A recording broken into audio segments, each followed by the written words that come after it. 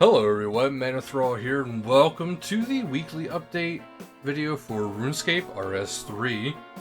This week, I know a lot of people are probably starting to get frustrated. I've seen it when their Discord especially. Even I'm having a slight little frustration. But we got another patch week.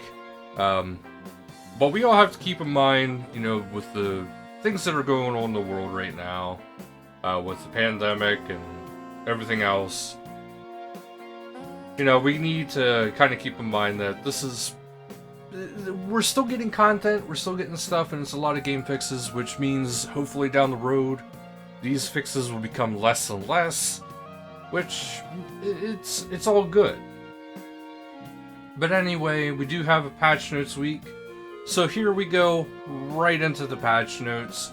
And now it does say players are now able to start filling a singular urn while their inventory is full. So that means if you have one urn in your inventory and everything else is full, it no longer makes you drop an item, so you can start the urn and then pick up the item, blah blah blah blah. Added an item charge tooltip to the bank's standard invention item.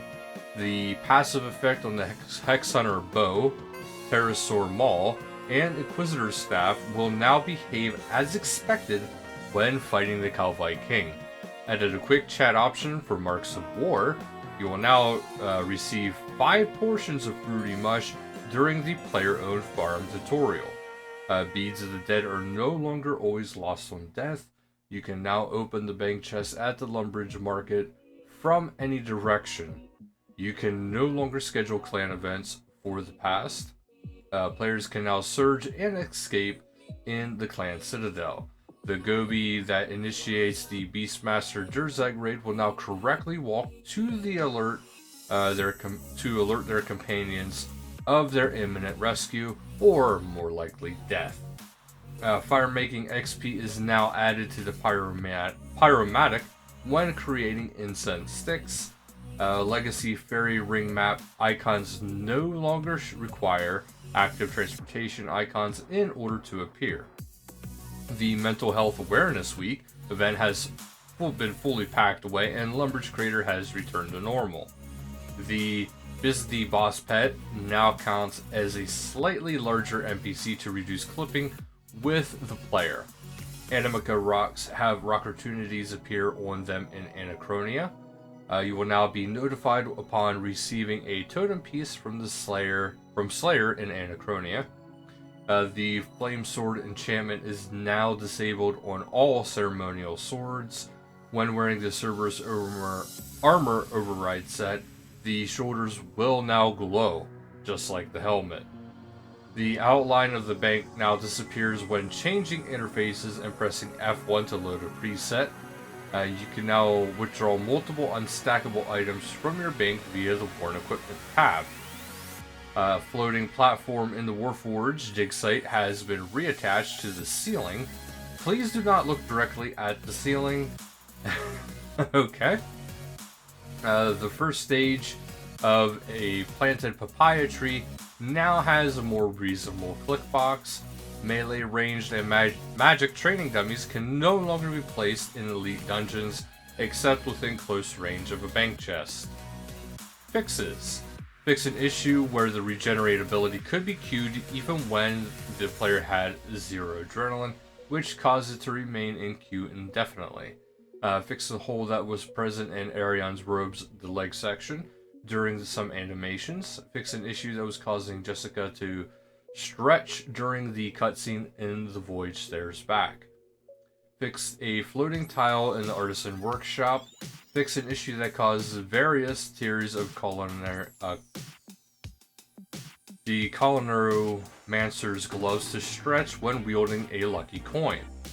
Fix labeling issues when retro plain trousers and blurry crossbow. Fix an issue that caused black and white chick scarf to appear transparent in the wardrobe preview display. Fix some stretching issues with the Bastion of Fortitude armor set. Fixed a presentation issue on 4.3 mobile devices, which causes ribbon windows to be inconsistently sized. Fix an issue where the world map load signs teleports were not functioning when selected. Fix an issue in the Divination Cache D&D that was preventing the boost timer from counting down. Fix a tree in Anachronia that appeared to have a floating canopy. Fix an issue where the player character would appear to climb the wrong side of the ladder in the Temple of Ikove. Fix an issue where the Blood Reaver familiar would stretch when overridden by a pet. Fix an issue where the description of the Auriculum bars was not appearing while playing Treasure Hunter on free-to-play worlds. Reattach the dislodged bank roof in the Ritual of the Majorette prologue. Nature S-Hounds no longer go transparent during their idle animation. Hotfix resolved an issue that prevented new clans from being created. A hotfix resolved an issue which prevented the invite players to clan option from working when the potential's recruit privacy status was not set to online or friends only. The invite option, which sends an invite to somebody anywhere on your world, still requires the recipient's privacy status to be online or friends only. Hotfix borrows Rise of the Six instance. Owners are once again able to enter the instance they created. And that's it for those. Now we have the limited edition merch, which, if you guys remember, Prize League's first ever Baru cartoon started on May 28th. So in honor of that, there is 4 pins that are actually limited edition, and they arrived in the merch store, and they will only be around for so long. Live streams this week, and don't forget your Twitch Prime and get that going for 14 days of membership with Twitch Prime. But as for the streams go, on Thursday, June 4th at 1600 game time, Blue Moon Pub Quiz with Mod JD. There's a forum spotlight. It says, in this week's forum spotlight, Sox wants to hear about about the friends you've made playing RuneScape.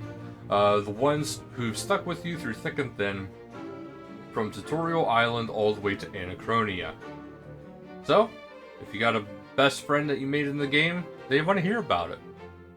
There's a World Cup of Quests that is still going on, which you just have to head over to the official RuneScape Twitter or Instagram to cast your vote. And then, of course, we got the Pink Skirts event going on. That is actually it, though, for this week's updates. I do apologize, guys, but, you know, we're all in the same boat with this. Just try to keep in mind that, you know, we're going to get updates again.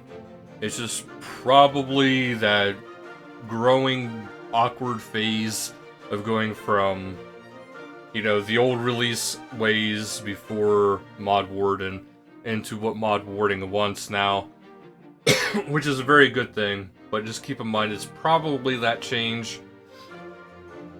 So you have to keep in mind, once all the updates go through all the phases, you'll slowly start to see more and more updates coming out on a regular basis. But until that happens, it could take a little bit. That's actually it for this episode, so don't forget to like, share, subscribe down below. And until next time, later guys.